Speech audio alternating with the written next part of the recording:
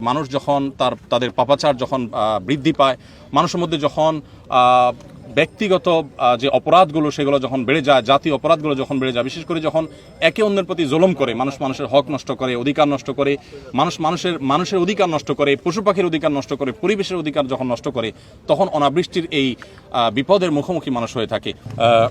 আলহামদুলিল্লাহ, আমরা আজকে আমাদের প্রিয় নবী সাল্লাল্লাহু আলাইহি সাল্লামের সুন্নাহের অনুসরণ করে আফতাবনগরে এখানে ঈদগাহ মাঠে আমরা ইস্তেসকার নামাজ আদায় করেছি। আপনারা জানেন যে যখন অনাবৃষ্টির সমস্যা প্রকট আকার ধারণ করে, যখন তীব্র গরমে মানুষের প্রাণ ওষ্ঠাগত হয়, গরমে যখন চরম অবস্থায় মানুষ পৌঁছে যায়, তখন আমাদের সুন্নাহ হলো আমাদের জন্য একজন মুসলমান হিসেবে করণীয়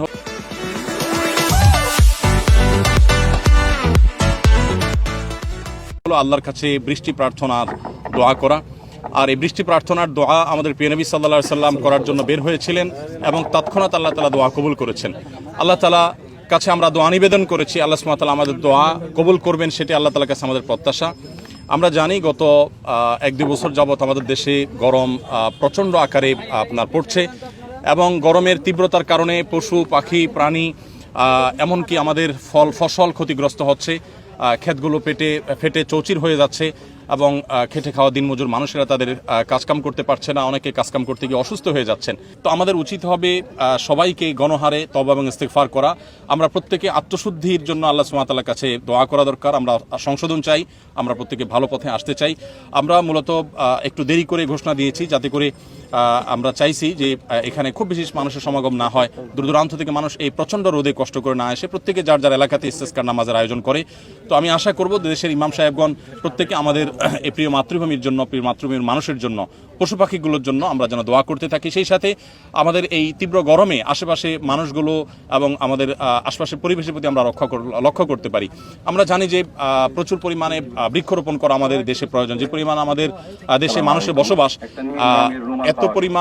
এত পরিমাণ মানুষের মধ্যে দেখা যাচ্ছে যে সেই পরিমাণ গাছপালা, সে পরিমাণ আমাদের উদ্ভিদ নেই, সে পরিমাণ ঘাস সবুজায়ন নেই। তো এই যে অভাব রয়েছে, সেই অভাবটা দূর করার চেষ্টা করা দরকার। আপনারা জানেন আসুন্নাহ ফাউন্ডেশন থেকে গত বছর আমরা 1 লক্ষ ফলদ গাছ রোপণ করেছি সারা দেশে। এবছর আমরা 3 লক্ষ গাছ রোপণ করার কাজ ইতিমধ্যে হাতে নিয়েছি, আমরা কর্মসূচি শুরু করেছি।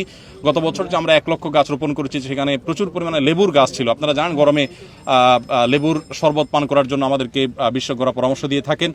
তো আমরা গত বছর প্রায় 30,000-এর বেশি লেবুর গাছ রোপণ করেছি। সেই সমস্ত গাছে অনেক গাছে লেবু ধরেছে আলহামদুলিল্লাহ, অনেকগুলো আম গাছ, অনেকগুলো পেয়ারা গাছ, দেশীয় ফলের উৎপাদনের জন্য আমরা চেষ্টা করছি। সেই সাথে এই বছর আমরা 3 লক্ষ গাছ বিতরণ করার কার্যক্রম শুরু করেছি। আমরা আপনাদের মাধ্যমে আমাদের সম্মানিত দর্শকদেরকে, দেশের সর্বস্তরের মানুষদেরকে বলতে চাই, আসুন আমরা প্রত্যেকে এক একজনের কমপক্ষে 5টি করে গাছের চারা রোপণ করার চেষ্টা করি এবং সেই চারা শুধু রোপণ করা না, বরং সেগুলোকে পরিচর্যা করি। আমরা যদি সবাই মিলে আমাদের এই পরিবেশকে যে আমরা ধ্বংস করেছি, নানাভাবে আমরা বৃক্ষ নিধন করেছি, আমাদের সবুজকে নষ্ট করেছি, তারই প্রায়শ্চিত্ত আমাদেরকে ভোগ করতে হচ্ছে। অতএব আমাদের উচিত হবে সেটার পাপের ফসল আমরা ভোগ করছি, আমাদের উচিত হবে এখন প্রায়শ্চিত্ত করা, আর সেটি হতে পারে আল্লাহর কাছে তওবা করা, ইস্তেগফার করা এবং প্রচুর পরিমাণে বৃক্ষরোপণ করা।